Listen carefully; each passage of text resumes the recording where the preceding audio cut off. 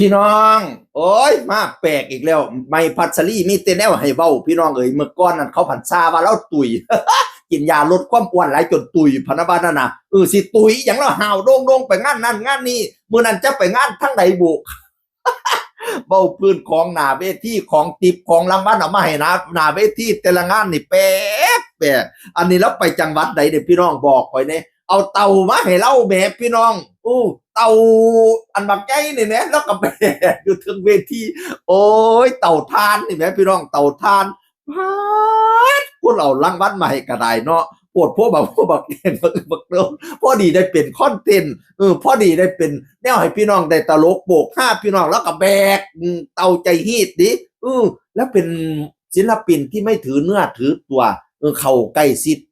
กับประชาชนคนพลเมืองเอฟซีได้ลงไปฮอดใต้ตารางห้านแหมพุ่นน่ะไปเว้ากับพี่น้องป้องไปแหมพุ่นน่ะเป็นกันเองถ่ายรูปจับมือลงไปทั้งล่างเสยนั่นน่ะสุดยอดแล้วศิลปินระดับประเทศนี่พี่น้องบ่แม่นกะลือกะลาดลงไปทั้งล่างหาพี่หาน้องอุ้ยสุดยอดพี่น้องเอ่ยงานนั้นได้เต่าปฏิงานในจักไปใดอีกเนี่ยพี่น้องได้หอมสดบ่แม่นมัดน้อยๆนี่มัดบักใหญ่มาคองพ่อให้เล่าแม่4พวง5พวงบัดนี้หอมกะจักสะอาดบ่สะอาดปานใดแล้วก็คองใส่เต็มที่เนบเนี่ยสิติดกับสูตรเล่าสูตรงามๆนั่นแหมโอ้ยเป็นคนที่บ่ถือเนื้อถือตัวเนาะทุ่มเต็มที่พุ่นเอาหอมสดมาคองอีพ่ออีแม่ก็เอ่ยเป็นงานจังหวัดใดบ่มีแต่หอมสดหอมแห้งกะมื้อนี้กะมีมื้อนั้นไปเทศกาลหอมแดงจังหวัดศรีสะเกษแหมหอมแดงเอาหอมแดงมาให้เล่าพี่น้องหอมแดงหอมไหมคะหอมไหมคะพี่น้องทางหน้าด้านใดแล้วก็ว่าไปบัดนี้ก็เอากระเทียมพร้อมตึ้งหอมตึ้งกระเทียมเป็นชอบกระเทียมนั่นแหมมาให้เราแบกพี่น้องแผงไข่กับปานนั้นนี่ต้นกล้วยอีกต้นกล้วยเอาเงินเหรียญบาทเสียบนั่นแหมเขาเอิ้นว่าต้นหยังต้นผ้าป่าติ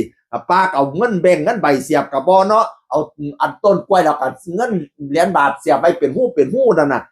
บ่ใจเนาะเอาเงินใบเปียงมาให้เรานั่นน่ะ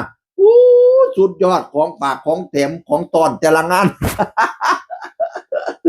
มีอะไรตลกโปกฮามีคอนเทนต์ให้ดูเรื่อยๆนอกจากจะเป็นความสนุกสนานด้านหน้าเวทีแล้วก็ยังมีความคอนเทนต์ด้านหลังเวทีมาให้ดูสุดยอดนะใหม่พัสรีเป็นราชินีหมอลำซิ่งในยุคปัจจุบันที่หลายคนต้องสะออน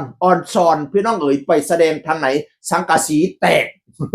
สังกะสียะล้านแตกผู้จัดเนี่ยโอ้ยสนุกกอบสนุกโปยไปเก็บบัตรนั่นพี่น้องเอ๋ยสุดยอดจังคนเก่าบอกสุฟังสวัสดีครับ